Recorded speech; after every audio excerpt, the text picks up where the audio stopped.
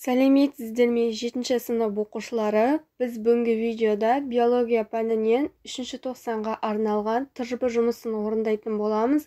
Бірінші тапсырма: қоңыз бен иттің зәр шығару мүшелерін анықтаңыз. Қоңыздікі мальпиге түтігі, иттікі бүйрек. Сонда С жауабы дұрыс жауабы. Б тапсырмасы: амеба мен құстың зәр шығару мүшелерін атаңыз.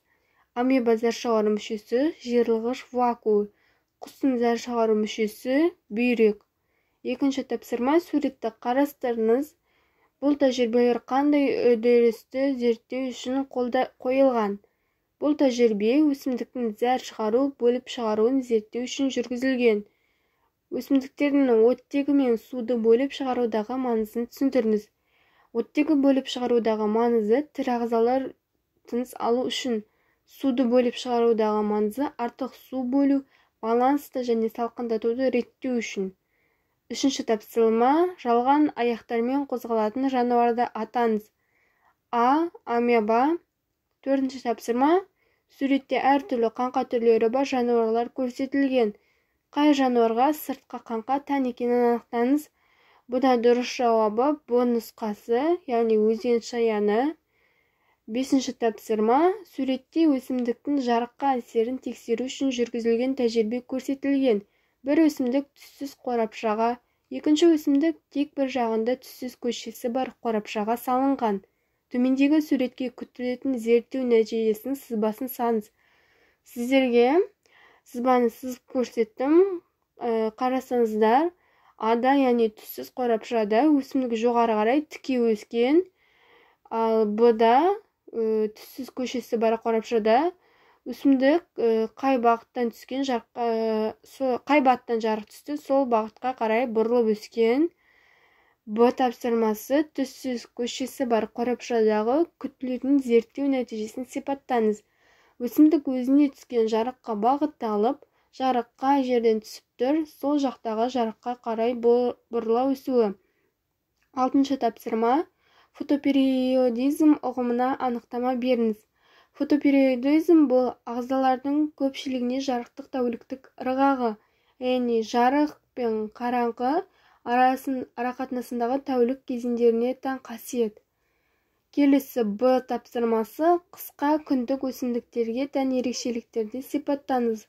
Қысқа күндік өсімдіктер жарықты көп талап етпейді. Қысқа күндік өсімдіктер гүлдену, жемісін беру үшін түнгі уақыттың ұзақтығы 12 сағаттан артық уақыт болуы аса маңызды. Қысқа күндік өсімдіктерге қызанақ, қияр, қауын, жүгері жатады. Жетінші тапсырма: суретте жүйке ұлпасының құрылымдық бірлігі нейрон бейнеленген. Нейронның құрылысында Б әрпімен көрсетілген бөлігін атаңыз. С жауабы нейрон денесі көрсетілген. Сегізінші тапсырма: аксон ұғымына анықтама беріңіз. Аксон жіп тәрізді ұзын өсіндісі. Жүйке импульстарымен бір жасушаның денесінен және дендриттерден келесі нейрон мен ағзаларға өткізетін нейронның ұзарған цитоплазмалық өсіндісі. Тоғызыншы тапсырма: суретті қарастырыңыз. Берілген ағзаның жүйке жүйесінің типін анықтаңыз дейді. Берілген ағза жүйке жүйесі типі диффузды типі. 10-шы тапсырма: орталық жүйке жүйесінің бөлімдер мен олардың сипаттамалары арасындағы сәйкестікті орнатыңыз. Біріншісі 5 бөлімнен тұрады. Ол А, яғни ми. Екінші, ортасында сұйықтыққа толы өзегі болады. Бұл жұлын. Үшінші, қимыл және рефлекторлық қызмет атқарады. Бұл тоже жұлын. Әртүрлі сезім мүшелерінен түскен ақпараттарды талдайды. Бұл ми. Сонда 1 мен 4 ми, 2 мен 3 жұлын. 11-ші тапсырма: суретте рефлекторлық доға көрсетілген. 2 санымен көрсетілген нейрон түрін атаңыз. Қозғалтқыш нейрон. Б. Аталған нейрон қандай қызмет атқаратынын жазыңыз. Қозғалтқыш нейрон қозуды орталық жүйке жүйесінен бұлшық еттер мен бездерге жеткізеді. 12-ші тапсырма: аспазшы ас үйде кешкі ас дайындау кезінде дәмдеуішті шашып алды. Неліктен оның бірнеше секундтан соң түшкіре бастағанын түсіндіріңіз. түшкіру қорғаныш рефлекс болып табылады.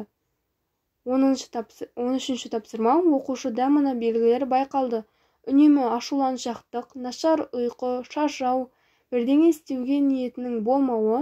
Психикалық денсаулықты дұрыс сақтауға арналған қағидаларды ұсыныңыз.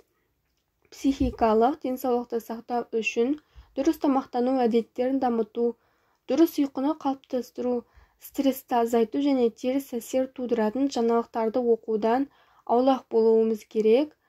14-ші тапсырма. Тіршілік әрекетін және ағзаның тынығуынан қалпына келтіру үшін ұйқының маңызын түсіндіріңіз. Адам бойына күш-қуат, жігер беріп, шаршағанды басып, жүйке жүйесін тынықтыруда ұйқының маңызы жоғары. Ұйқы арқылы физиологиялық, биохимиялық және метаболикалық процестер қалпына келеді. Осымен тыржыбы жұмысы аяқталды. Каналға тіркеліп, видеоға лайк басып, видеоны достарыңызбен бөлісіңіздер.